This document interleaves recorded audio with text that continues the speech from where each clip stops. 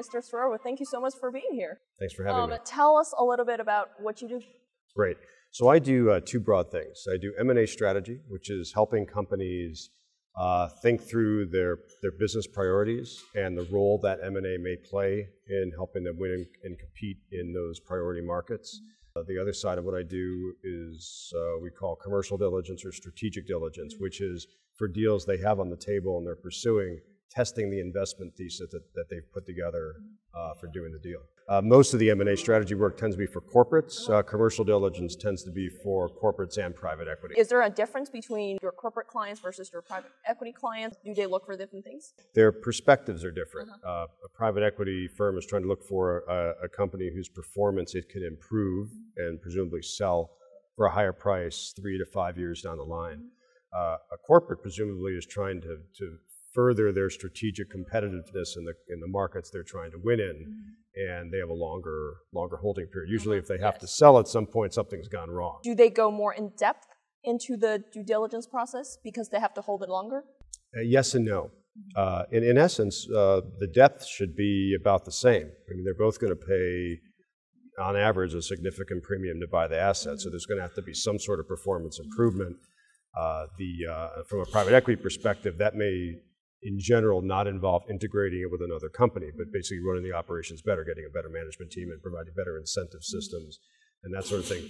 For a corporate, it could be more in depth because presumably if they're going to get value from it, they're going to integrate it with existing operations. Because if they're not really going to integrate it, then they've in essence become a private equity firm, unless they're going to do something with it, in which case their shareholders could go out and do it themselves. In terms of picking a management, everybody says a management is so important, the team is so important. What do you look for in the leadership? Well, experience. I think, experience, they have experience before in integrating businesses. One of the things that's actually very important, and you see this in companies, you may have a billion-dollar company, and that's a great management team in place for running that billion-dollar company. They do a large deal, they may not be the best management team for running a company that's 50% larger or 100% larger than they were before. So it has to be a management team that has a real vision for what they're going to do with that asset. That new combined organization has the experience and the track record to back that up. Other than management, what else are some of the very important aspects you look for? Well, I would say the thing that both private equity and corporates, especially corporates, I would say more so than private equity, because private equity sort of gets it, is they fail to sort of reach out to the market when they're looking at an asset. Reach out to the market and talk to customers. Do they understand customers? What do customers think about their products or them as or that target company as an organization? What are their satisfactions? What are their dissatisfactions? What's their willingness to pay? What's their willingness to switch to a different supplier? Are there emerging business models that are coming out in the market where that particular target company, that seller, isn't in? Are emerging technologies? Is there a shifting competitive position? And I think some private equity, but a lot of corporates, they think they know so much about their customers, they fail to reach out to them or the target's customers where they happen to be in their business. They just don't ask enough questions to understand exactly what customers think about that particular business. So talk about the deals this year. What sectors are hot? How many deals have you been on? And where do you think this is all going? So that's a great question. It's always timely, obviously. I'm not much of a soothsayer. I just can tell you I see hundreds of management presentation and confidential information memorandums. I work cross-sector. So from my viewpoint, we're at a point where M&A, just like M&A has always been, it's always been with us. It's survived through up cycles and down cycles, and it seems to be, in my view, busy across sectors. I don't see any sector where there's a lull. In the work that I do, I see a lot of consumer goods companies, industrial goods companies, technology companies, healthcare. Healthcare is obviously very hot. Well, with the changing healthcare legislation, that wherever there's uncertainty, companies try to hedge bets, and M&A can be a source of that. So. Do you think there's more uncertainty going forward because we have political uncertainties out of Washington, midterm elections coming, and then we have potential leadership change in the White House coming? in 2016. Here's the things I think I can't say. One of the things we know about, at least as it pertains to M&A is correlated with rising stock markets. The toughest time for M&A is when the markets are flat, and that's what we were living through for a long time. Downturns are weird, but downturns present a lot of opportunities for buyers who know what they want to buy because the prices go way down. Rising markets are great because that means people are optimistic. So you have to put it in that context. The big uncertainty is is the stock market a leading indicator of what's to come for the economy? So you would say 2009 to 2012 was probably a difficult highly time. uncertain times. Yeah, because compared you to just this didn't know year in 2007. Yeah, because you Those didn't are very know. tough Think of times. it from a buyer's perspective. Buyer, you think, am I buying too high? Because things get worse. So am I buying at too high a price? And even worse, the selling company is thinking, am I selling at too low a price? Right? Because maybe prices are going up. So that's where the uncertainty is, that sort of bid-ask spread between buyer and seller expectation. Well, this year the stock, it's a tremendous run. I think S&P I don't know if it's going to beat the previous high. I think it was 2005, but it's definitely one of the highest year-to-date returns on the major indices. Do you see that momentum continuing? So I don't know where the market's going, but what I can tell you is if the market continues to rise, M&A activity will continue to rise. And you'll likely see more stock deals than you will cash deals, as companies have more currency to spend and sellers are willing to accept that currency because they have optimistic expectations of where that currency will go. Right. You'll see the shift in the way deals are done. But if we see another downturn again, you'll see that reversal right back to sellers want cash and then buyers will be worried about, are they paying too much for those assets? Okay. How do you make sure you don't overpay? That is the sort of the million-dollar question in M&A. I think this may be too simplistic, but I'd say I'll take a pure corporate perspective. You have to have a clear idea of what your priorities are and the role that M&A is going to play before you even think about looking at targets, even paying for a target. What is it that you want to accomplish with M&A? Is it going to make up 10% of your growth, 20, 30, 40, 50, 60? Because if you don't know how much your growth it's going to make up, you don't really have an M&A strategy. So you have to first decide, you look at your portfolio, are you trying to exploit advantages you have? Are there companies that have earned the right to grow through M&A, or are you trying to fix or help companies in your portfolio that underperform because they have capability gaps that M&A? So really starts out with understanding what's the role of M&A. Then you can sort of think about what your M&A strategy is, which is depending on what your priority pathways are, what are the universe of companies along that pathway that I should consider? You certainly don't want to be in a position that someone can bring you a target that you haven't thought of, because then essentially you've outsourced your strategy. Remember, your question was, how do you prevent from overpaying? Yes. So this is the homework you want to have in place, just like you would for any other capital investment that you would do inside your company. And then you could start, then you would then develop your pipeline of companies, of deals that you think you have to do over the next 18 or 36 months, because that then becomes your M&A strategy, and then you have to do the right financial and tax and commercial diligence, post-merger integration diligence, pre-deal on those targets. And you want to have a real plan for what you're going to do with that asset once you buy it, and hold managers accountable for those things they say before the deal is done. Right.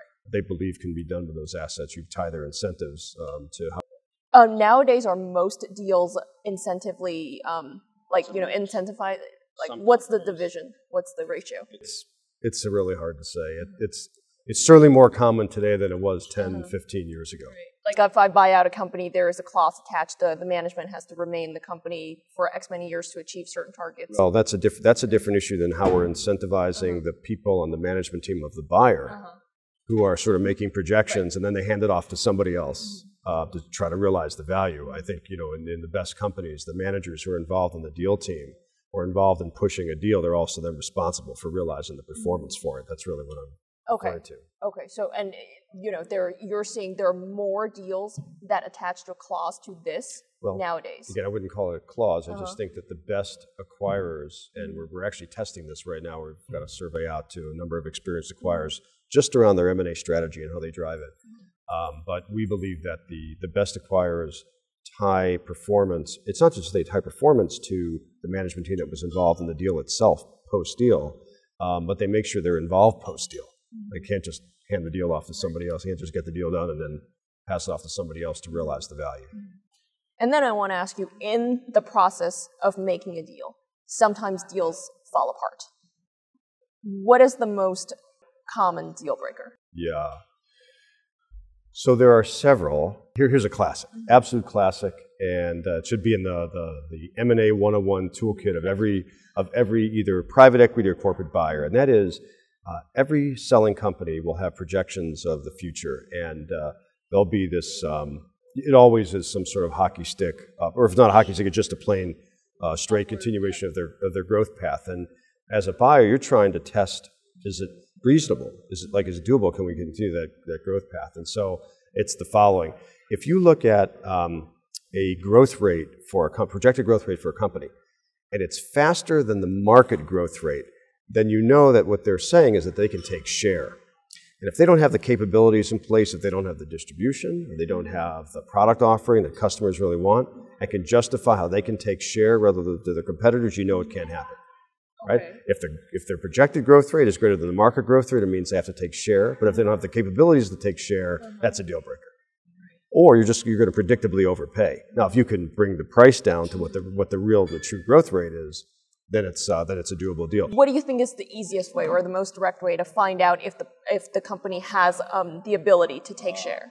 Reach out to the market. That's the thing that most companies that you have to go out and talk to customers. Do they like the products? Do they not like the products? What do they think about quality, delivery time, depending if it's industrial? How is that being done? Do you hire a third-party consultant to survey your end customers? Obviously, I do that for a living. Okay. And so, but there are ways that you can do it fairly inexpensively. You can launch surveys, customer surveys, where you can test specific hypotheses about, again, the things that you're worried about is, what are their satisfactions and dissatisfactions with the product? What are their substitute products? What are other companies they would consider? What's their willingness to pay? You want to get a sense of how, what's the flexibility or threats to pricing on the deal? Emerging business models. You want to make sure that you know at least as much about the other potential competitors in the market as your customers know, right? So those are the sorts of things. It's reaching out to the market and understanding. What are some methods to ensure the survey results you get are accurate or reasonably, statistically significant?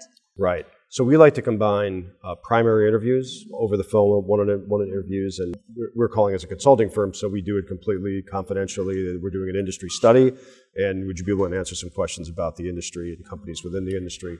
So a combination of that and surveys, so you can reach out to a broader group. So one-on-one interviews plus surveyed anywhere from 100 to 1,000 people in short period of times. Yeah, so we can do that pretty quickly.